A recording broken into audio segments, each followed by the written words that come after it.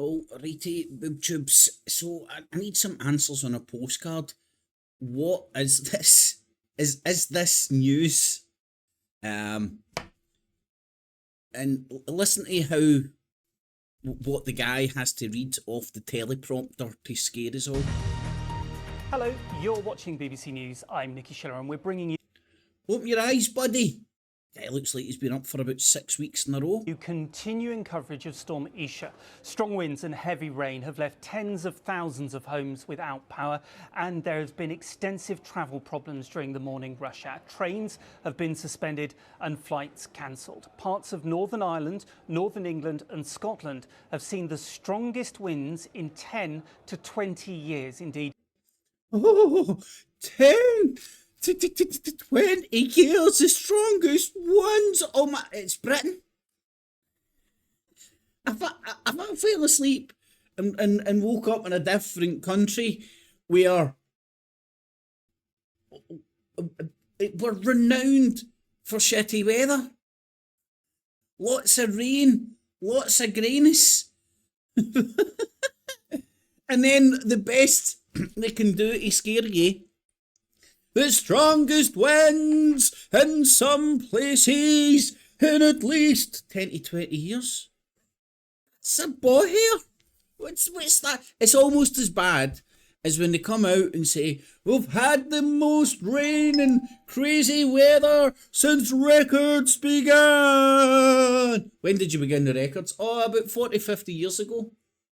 And the instruments we use to gather the data have improved and got more accurate over time, and we do have more of them and more of an accurate picture and stuff.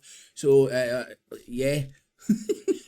But anyway, it's the most stuff that's happened ever since records began, and the strongest winds in some places in at least 10 to 20 years. So if you're not a young pup, blink and you might have missed it. Or you might have seen this before. You might have seen weather like this, maybe at least a couple times a year. I don't understand this. Gusts of up to 99 miles per hour were recorded in Northumberland. Yellow rain warnings remain in place for many areas. Now, we will have the very latest from the BBC Weather Centre and, of course, our correspondents across the United Kingdom.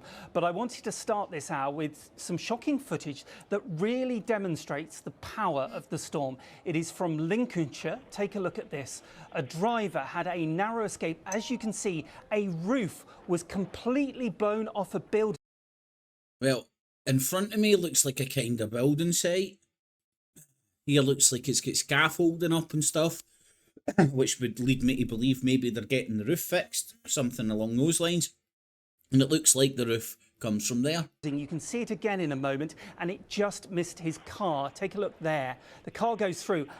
Yep, I would best guess that roof came off that place that looks like a building site, so the roof wasn't finished, complete, properly put down, what have you, and it got caught with a gust of wind underneath it, and it acted like a big kite, which took the thingy off.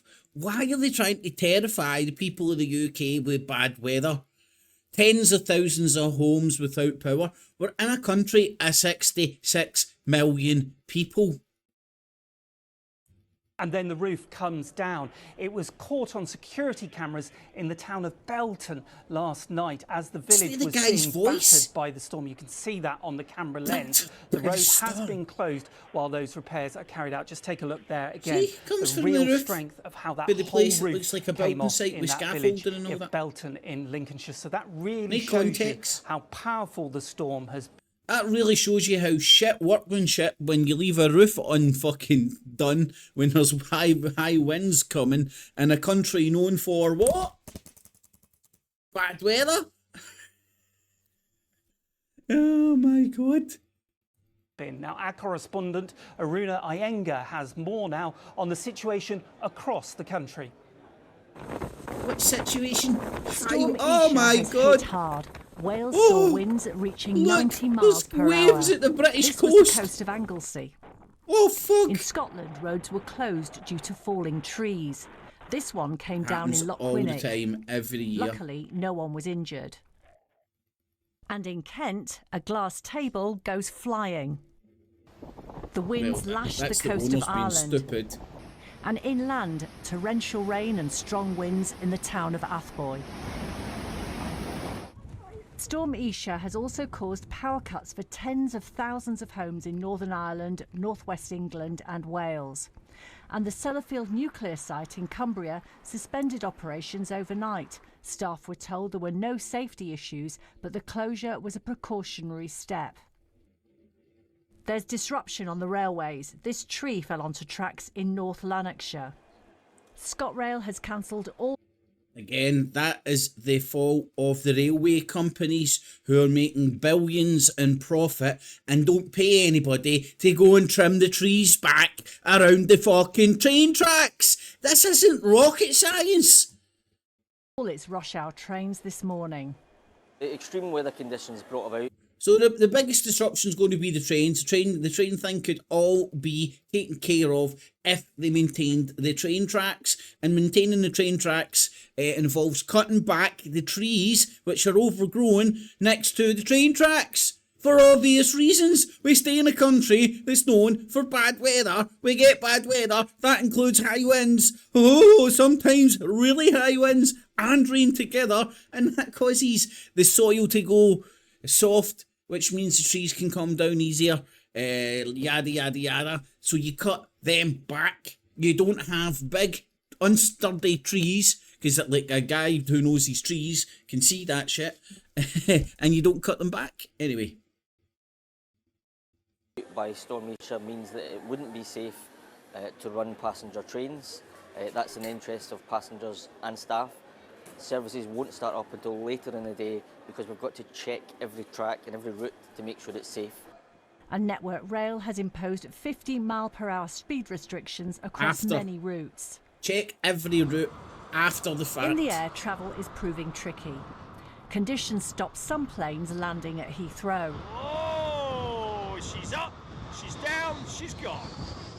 This shows some planes at Gatwick making a number of attempts to land, while other flights were diverted to airports far from their intended destination, with this plane from Tenerife to Scotland diverted to Cologne in Germany. More than 100 flights were cancelled at Dublin Airport yesterday. People are being warned to be particularly careful near coastal areas because of flying debris. Weather conditions are expected to quieten down and then get ready for more bad weather. Right, okay, just remember the context.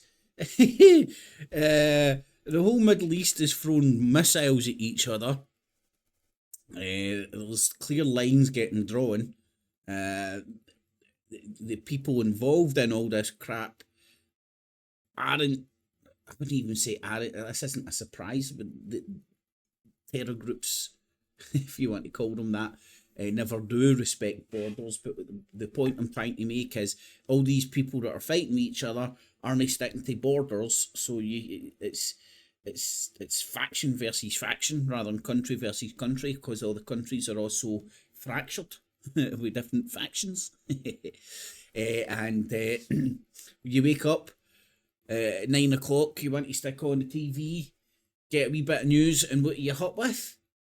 Oh, there's bad weather in the United Kingdom. Get it? Got it. Good.